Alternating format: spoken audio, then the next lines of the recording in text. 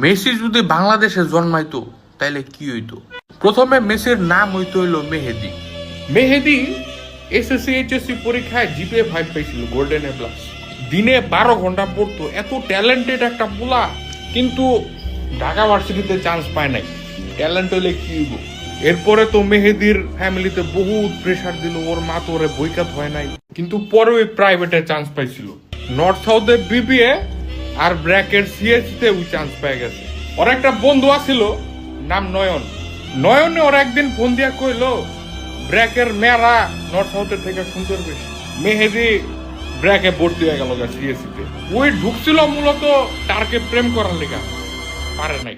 কিন্তু সমস্যা হইলো ওর বাপের থেকে প্রত্যেক সেমিস্টারে এতটি টাকা লইতে ওর আর ভাল লাগতেছে না।